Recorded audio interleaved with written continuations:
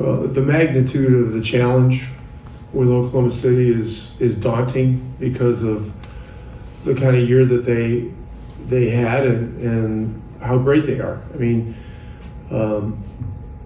they're historically great in so many different areas, and they got the MVP. So it's hard. It takes nothing less than everything we possibly have together. And it's only been 3 games. It feels like it's been longer. This is an 18-day series where the last one was 13 days, and so with how it's stretched out, it's a long haul. But we need everybody. We need everybody to put everything they have into it, and that's how we've gotten to the finals. Jenny up front. Jenny Carlson with the Oklahoman. Rick, TJ and Alex, both a couple guys that have made their way in the NBA. What has impressed you just about the way that, they've not only played well, but changed all 3 games in different ways? What's impressed you about those 2 guys? They're both self-made guys. They've overcome a lot. I mentioned this last week. We had Alex Caruso in one of our free agent camps in Dallas. I don't even remember what year it was, but he hadn't even gotten into the league yet. He may have played internationally or something like that, and he had a good 2 or 3 days, but we didn't even bring him to summer league or ask him to summer league, and so some of these guys that go under the radar. Have that level of grit and determination that is able to get them to the league and to get them some longevity and high impact. And both of these guys are examples of that. Joe? Can I ask you another Coaches Association question? You can try. There's been some wild reports out there the last couple of days about the Knicks asking for permission to interview all these coaches who already have jobs with other teams. And I wonder if there is a stance from the Coaches Association about this very thing, about going after head coaches who are already employed by other teams. Why would there be an issue about having interest in great coaches? Oh, it just would be, excluding guys who...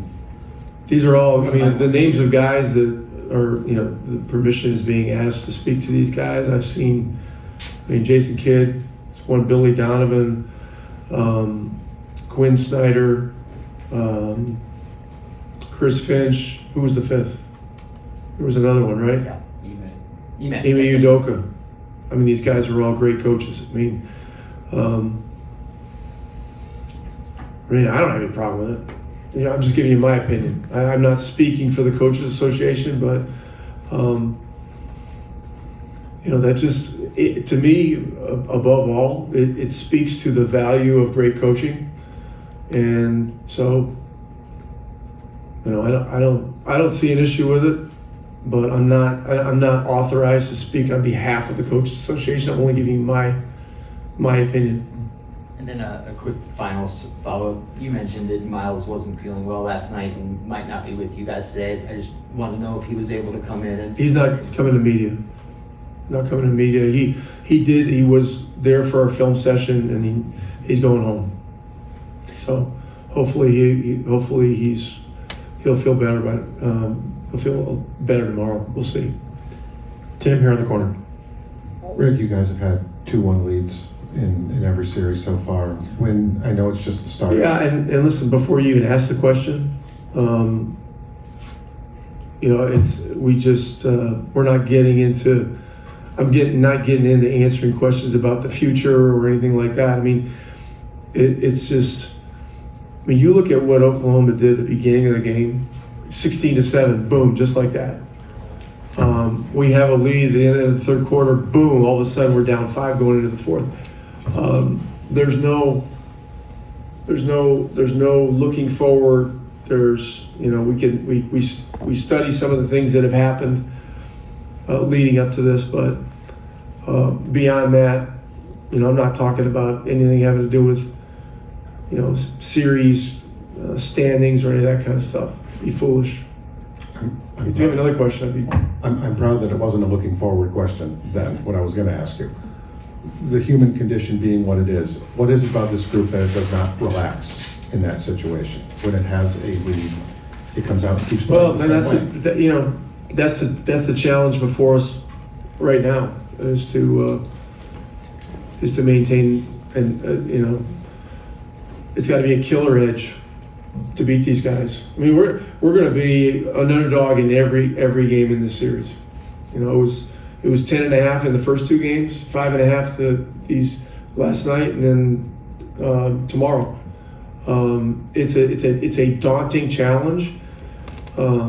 Anything less than a total grit mindset, and we just don't have a chance. Dustin towards the back left. Rick, you've talked in the past about this team having a lot of leaders and basically everybody having kind of a voice in that. How do guys that are maybe younger, maybe quieter, guys like Andrew, Aaron, Ben Mather, and Ben Shepherd, how do those guys fit into that scenario, and how have you seen them step up in during this playoff run? Well, we communicate a lot with our players, and guys that aren't necessarily the overt, vocal leaders by nature. We try to pull it out of them, in the room, and some certain players, like Pascal is an example of a guy that has a lot of experience. He's a leader by nature, and so at the appropriate times, he's always there to make an observation, to talk to the team about experiences that he's had, cautionary things to avoid, those kinds of things. But look, we've got great guys. I know Oklahoma's got great guys on their team. You can just tell. I mean, just tell they're top shelf character people. That's one of the great features of this series, just the competitive integrity, I think, on both sides. But the challenge is massive. But don't want to divulge too much information. But Rick and his staff do a great job of figuring out what we need to fix and stuff that we can add. TJ, how you doing? This is Remy in Latin America. I know you're going to say it's your job, but 5 steals from the bench, you change again your energy with Obi and Benedict, etc. Were you amazed about yourselves doing that in the finals? I think you know me. Our group, it's a field thing. When we need to inject energy, I think we do a good job of doing that. And like you said, just trying to do my job. Yeah. Really, that's all it comes down to. Nothing more, nothing less. For you, what was the key yesterday? The level and intensity of the defense, forcing the 19 turnovers, or that second quarter was amazing with 40 points and the closeout? Which one would you pick at the moment of the game?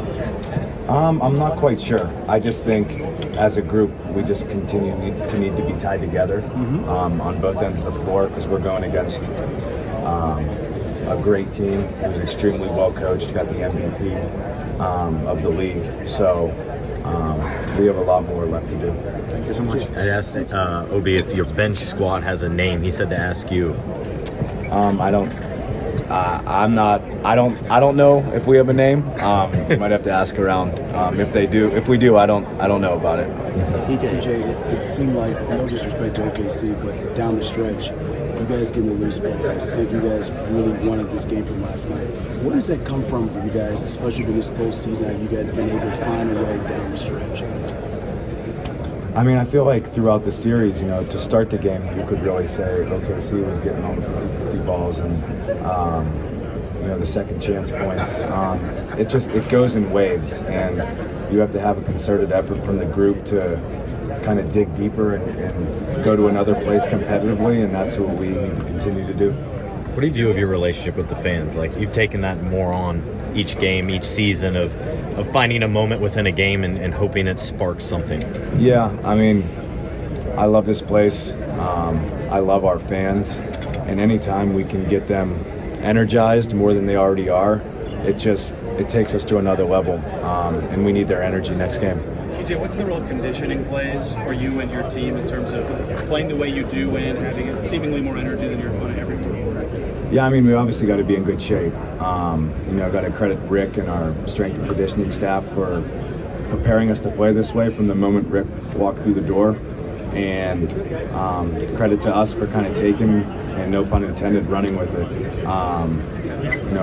It's a style of play that he wanted to play, and we've adapted, and we've got to continue to do so. TJ, fans from Hong Kong said that you are one of the MVP in the game 3, and they think that you have much power in the defense game. So how's your feeling? I'm just trying to, like I said, I'm just trying to do my job. We got to focus on game 4 and fix some stuff there. The disparity in bench scoring was insane. Is there something that you found in the game, or is there something that you, was it just one of those days where everybody was making shots? Yeah, I mean, I don't know. I mean, you could look back at game 2 and their bench, outplayed ours. So we've got to continue to look at the film and see what we can do better and take things that we need to clean up and fix those. TJ, you talked a lot through the first 3 quarters of KC's score. You guys, I think they're plus 23 in the first quarter.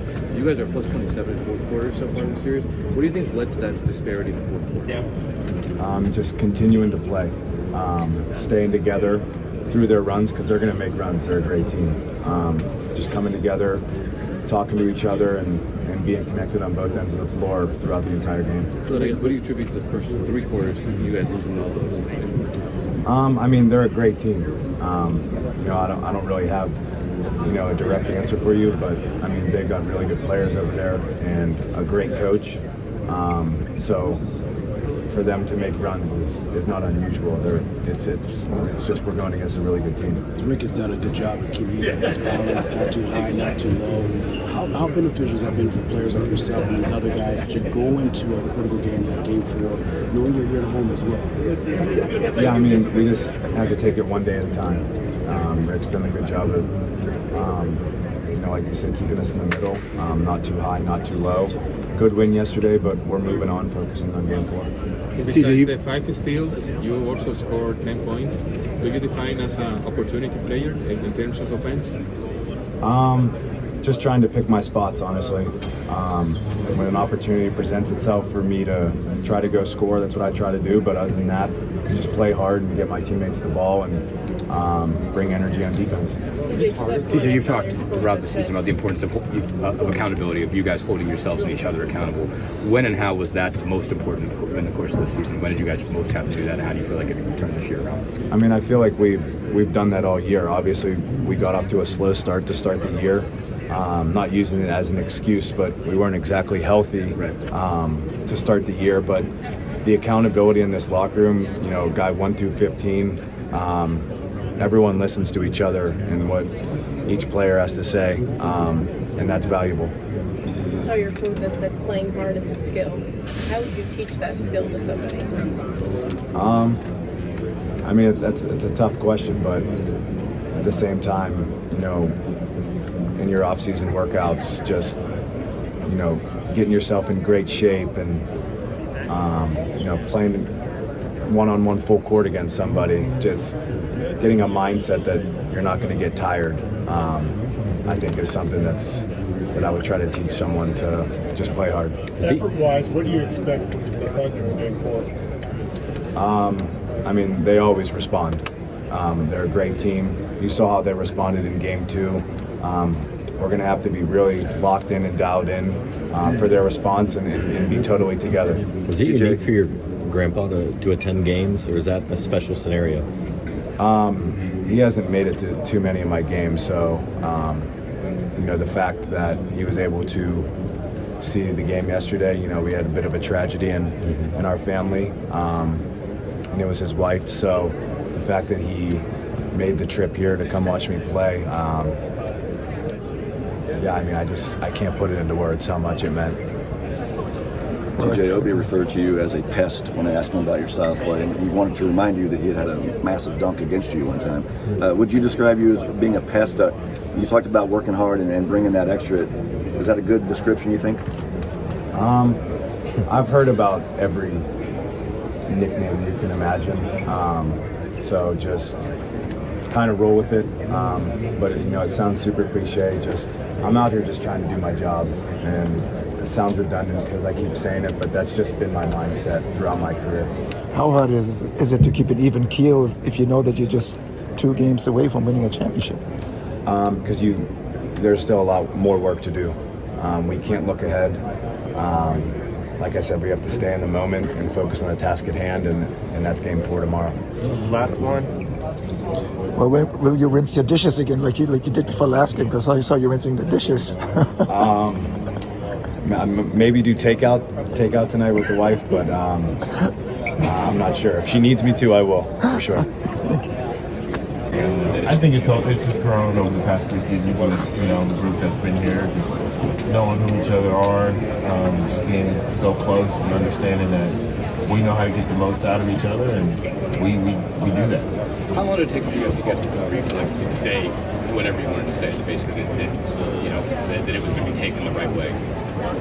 Couldn't tell you. I don't know. It just happened naturally. What's on the questions I can't give away all my secrets, man. But I start inside to out, and I just focus on my rhythm, my confidence, and believe every shot I take is going to. Thank you. Do you prefer the quicker turnaround between Game 3 and Game 4, just 1 day between games? Say again? Do you prefer that there's only 1 day between Game 3 and Game 4, or do you like having more days in between games? I'm kind of indifferent, honestly. I enjoy having 2 days to travel. Like, if you ever got to fly, then that's better. But, yeah, playing every other day is looking forward to the game, always.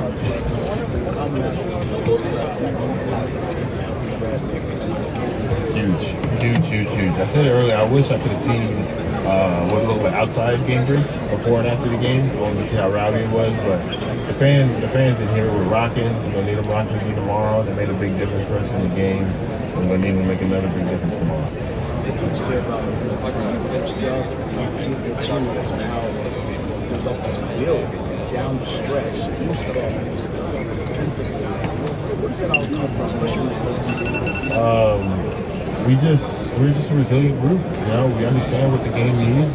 We answer the call, and we just do it time and time again. And we just fight for each other. I think when things get tough, we just look at the guy next to us and understand what it means to them, and we just fight for the next man more than we fight for ourselves. Last question. Aaron, Rick was talking about he's aware of even like this point spread and how you guys are continuously counted out. How much have you guys used that both as individuals, right, from your previous destinations, but also going into each of these series? We've learned to love the space. Yeah. We've lived in it for so long. It feels like that's just the norm for us at this point. So I don't look at it any differently. I've never expected to be the favorite. So that's just life for me at this point, honestly.